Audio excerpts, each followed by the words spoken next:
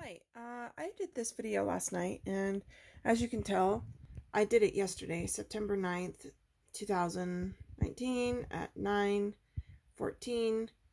I don't know what's going on with my internet, but it won't download properly. It's took that long to download it all night, and I did it yesterday before, but I processed the video at 9:14, and so I don't know if this will make any difference, but I'm gonna try and do it that way, but this might have to work for now.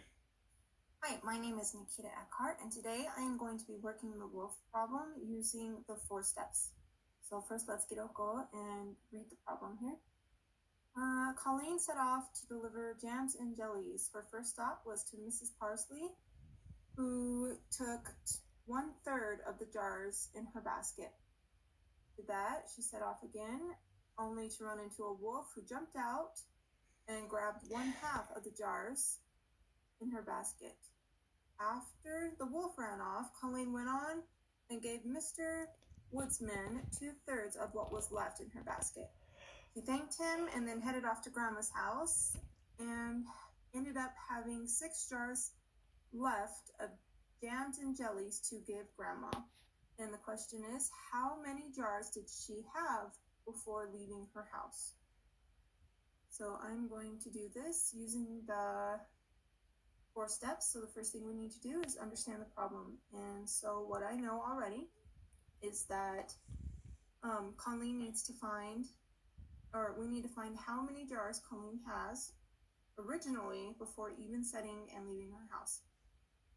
Okay, so we know, what do we know? We know that Colleen, let me read the, okay. We know that Mrs. Parsley took 1/3 of the jams, and then the wolf took 1/2 of the jars, the jams and jellies. And then we know that Mr. Woodsman took 2/3 more of that, and then she was left with only 6 jars. So that's what we understand about the problem, and now we need to devise a plan. And I am going to be doing the working backwards method. It should be fun.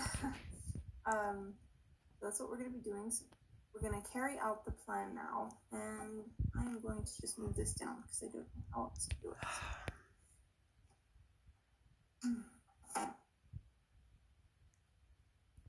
All right, so we're going to carry out the plan. We're going to be working backwards. So hopefully you can see this. This white paper is going to be my basket. Now we know that Colleen has 6 jars to give to Grandma, and these are my 6 jars. And the wolf takes 2/3 of the jars that he has. So we know that he takes 2/3 of that. So what I'm looking at is if he had 2/3 and what's left is 6 jars for Grandma, we know that they have to be equal parts. So we know that 3 would be equal. So we know that there's going to be 6, at least 6, but that's only 1/2. So we need to do one more to make it 2/3. Okay, so that should be good. Now what's the second one that we know? We know that we need to, the wolf takes 1/2 of that. So what do we have here? We have 6, 12, 18. So from my understanding, just like a pie, when you split it in half, you have 2 equal parts. So the wolf took 1/2 of that. So if there's 18 here, then the wolf had to have taken 18 too. So that, 18, 18, 18, that would be 1/2 of that. There we go. And now we know that Mrs. Parsley took 1/3 of that. Just like I said with the pie, we're going to have equal parts. So if we have 18 right here and 18, that's half. And now we need to add one more to make it thirds, and she would be 1/3. We're going to go ahead and add 18 more. So now we have 1/3, 2/3, and 3, and that would be the whole. So we just need to add those up, and you can add them up anyway. 3 times 18, 2, 4, 6, 8, if you really wanted to get that way. That equals 54.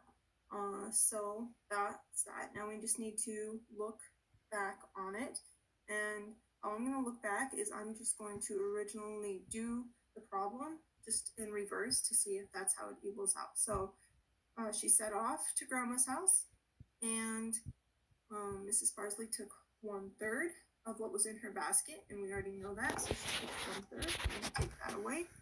Then she runs into the wolf, who grabs half of what was in her basket, so what's left, and he takes away half of that. And then she sees Mr. Woodsman, and he takes 2/3 of what's left. And Grandma is left with 6. Okay, so Colleen started out with 54 jars